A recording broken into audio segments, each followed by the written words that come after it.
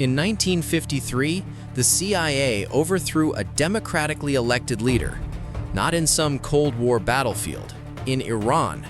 His name was Mohammad Mossadegh. He was the prime minister, and his crime? He wanted Iran's oil to belong to Iran. For decades, the Anglo-Iranian Oil Company, a British corporation, had controlled Iran's oil fields.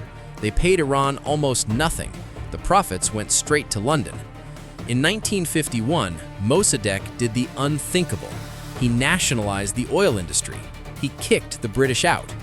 Britain was furious. They wanted him gone, but they couldn't do it alone. So they called Washington. The Americans said no at first. President Truman refused to overthrow a democracy. But then Eisenhower became president. The Cold War was heating up, and the British had a new argument. Mossadegh might be a communist. He wasn't, but it didn't matter. The CIA was now listening. The operation was called Ajax. The man in charge was Kermit Roosevelt, grandson of President Theodore Roosevelt, a CIA agent who would change history. The plan was simple but devious. First, destroy Mossadegh's reputation. The CIA paid Iranian journalists to print lies. They bribed newspaper editors. They spread rumors that Mossadegh was a communist, an atheist, a traitor. Fake news, 70 years before social media. Second, buy the opposition. The CIA handed out millions of dollars to politicians, military officers, and religious leaders, anyone who could be useful. Third, create chaos. Hire mobs to cause violence in the streets. Make it look like the country was falling apart under Mossadegh. The goal was to turn the Iranian people against their own leader. And it worked. The Shah of Iran, the young king whom Mossadegh had sidelined, was waiting in the wings. The CIA would put him back in power. All they needed was the right moment. August 1953, Tehran. The first coup attempt failed. The Shah panicked and fled to Rome. The CIA thought it was over. But Kermit Roosevelt didn't give up. He spent the next 4 days orchestrating chaos. CIA-funded mobs flooded the streets. Some pretended to be communists, attacking mosques and religious leaders. Others pretended to be Mossadegh supporters, creating violence and disorder. The goal was confusion. Make everyone blame Mossadegh. On August 19th, the real operation began.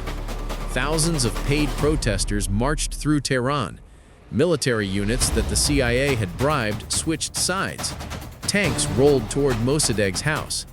By the end of the day, Mossadegh was under arrest. His government had fallen. The Shah flew back to Iran, now more powerful than ever. He would rule for the next 26 years, a brutal dictator backed by America. The Iranian people never forgot. They didn't know the full truth yet, but they knew something was wrong. Their democracy had been stolen. For decades, the United States denied everything.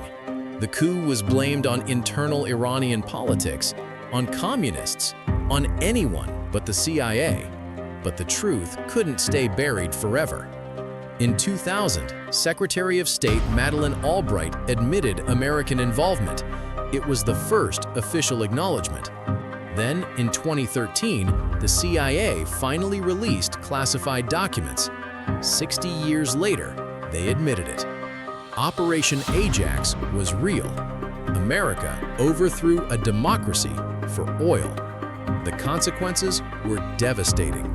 The Shah's brutal rule created resentment that exploded in 1979, the Islamic Revolution, American hostages, decades of conflict. Historians argue that everything, the hostage crisis, the tensions, the distrust, traces back to 1953. One CIA operation, 70 years of consequences. And it all started because one man wanted his country's oil to belong to his country. If you think this story is over, you haven't been paying attention. Subscribe for more hidden history.